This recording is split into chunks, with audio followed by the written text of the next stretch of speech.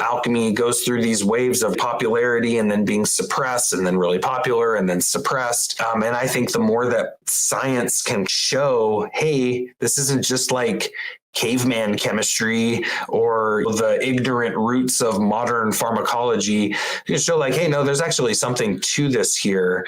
I think is just further advancing the art, in my opinion. The InnerVerse Podcast. Last thing I wanted to ask about with the alchemy of it all is there, I think maybe this is just too simple of an answer, but like, I'm assuming there's a difference between using like, I don't know, alcohol or Everclear or vodka or something that you get from the store versus doing the alchemy with a mercury or solvent, aka alcohol that you derived from the plant itself, which you're working with, right? Yeah, absolutely. So, I mean, most basic spagyric tinctures are that first example that you mentioned where, people are typically going to be tincturing the herb in, exogenous alcohol, whether that be cane alcohol or grain alcohol or grape alcohol, whatever it might be. And that's kind of your most basic, simple spagyric tincture. But yeah, in the higher spagyric works, or what some would consider just the more true spagyric works, you're actually fermenting the herb into a wine and distilling the alcohol off of that wine so that, you end up with a rectified spirit or alcohol made from that plant, which is definitely different and interesting. I mean, my dream would be that I'm actually tincturing an herb in its own rectified alcohol. But, I stock 150 plus plants in my dispensary. That was just like logistically insane to try to think of doing that for every herb that I carry. But that would be like the most amazing way to make your medicine. But have you done that before? Like at least, once? Experimentally, yes. Experimentally, I have, yeah, where I tinctured an herb in an alcohol generated from that plant. Yeah.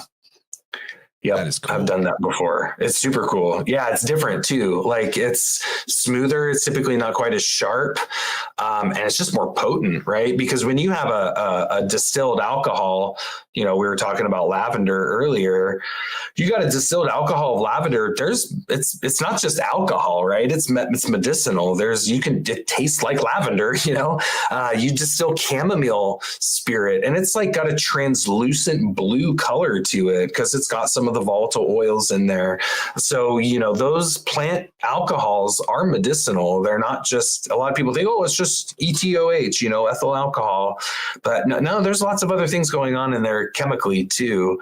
And actually, it's interesting. There's this guy that out of Colorado named Warren Kistenbroker. I might be saying his last name wrong, but we were both, he's into spagyrics and alchemy and stuff too.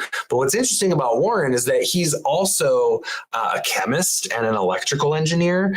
So he's a super smart guy, right? And we were at last year at the International Herb Symposium out, I think around Massachusetts, I think is the state it's in. I don't know. There's so many states up in the Northeast. I can't keep them straight. I think it's in Massachusetts.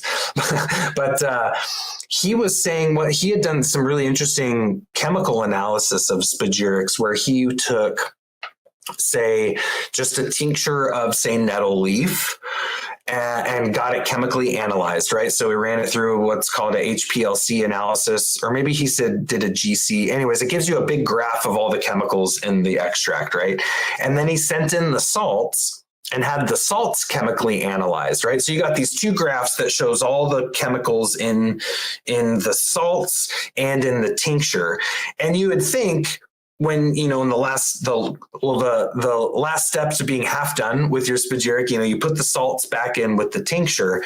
So you would think like 1 + 1 is 2, right? That you just overlap those two graphs. And that's basically what the finished medicine would be, is just you combine all the chemicals in the salts with all the chemicals in the tincture, and that's the spagyric. Well, it's not the case. Well, you combine those two, the salts in the tincture, and you end up with chemicals that aren't in either one alone by themselves.